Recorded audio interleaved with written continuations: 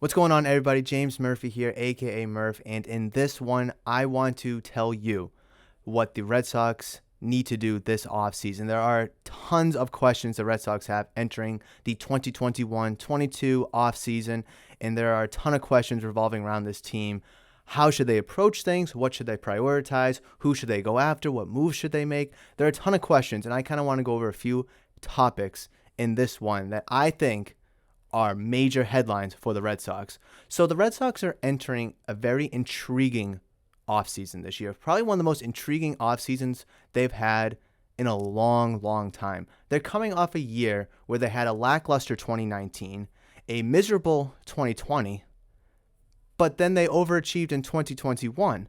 Now, at the beginning of the year, Vegas had them at an 80.5 win total. Well, they got 92 wins this year. They overachieved by 12 wins. Well, I guess 80 and a half would be 11. So technically they overachieved by, 11 and a half wins, right? How do they approach things? Do they stick with the win now mentality that everyone in Boston and New England's used to? And something that they almost did this past year, which was win it all? Or do they kind of stick with the same approach where they plan for the future and stay cheap? Sign some cheap free agents, veteran guys, help the team get by, plan for the future, which is Chaim Bloom seems to be his motto is, we're planning for the future. We're planning for the future. Well, you said that when Mookie Betts got traded. You said that when Andrew Benintendi got traded. So when is the future? I think it's now. After a year of overachieving, the Red Sox were up 2-1 to the current American League champions, the Houston Astros.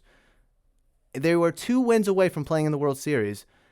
And if some moves were made, or more moves were made at the deadline, we could see them in the World Series right now.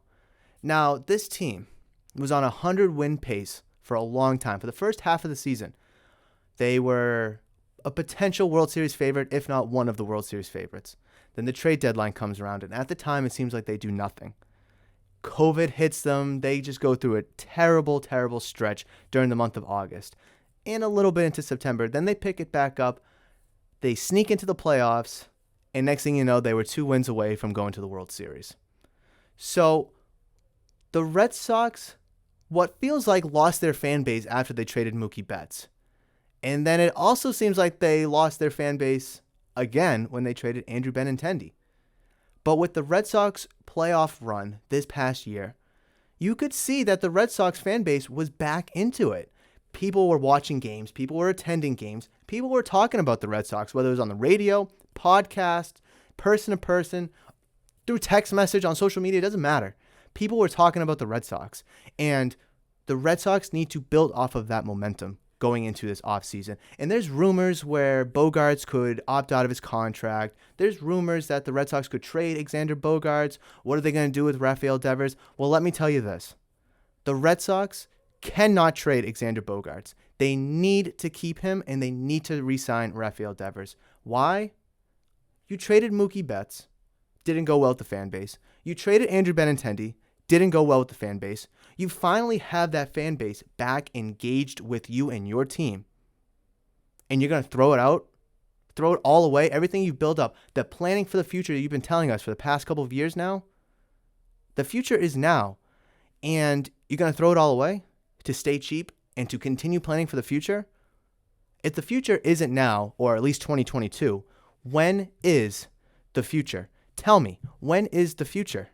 So there's a couple more things I want to talk about really quickly. Red Sox need to address their leadoff hitter. Kike Hernandez hitting 250 as a leadoff hitter, not going to cut it. You need a legitimate 300 hitter.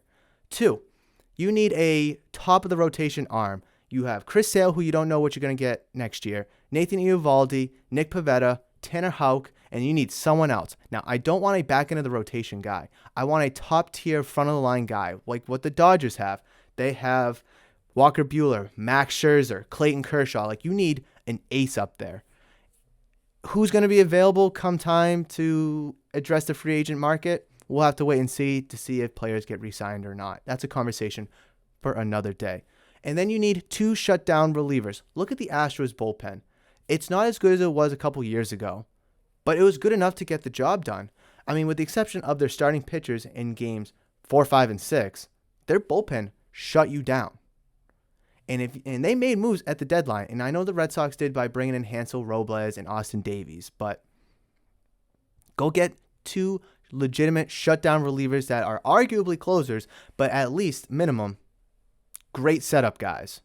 So that's everything I have to talk about in this one. I really hope you enjoyed this little segment about my personal take on the current 2021 going into the offseason of 2022 Boston Red Sox. And I hope to catch you in the next one. But between now and then, you guys know that I love you, and I will always, always see ya.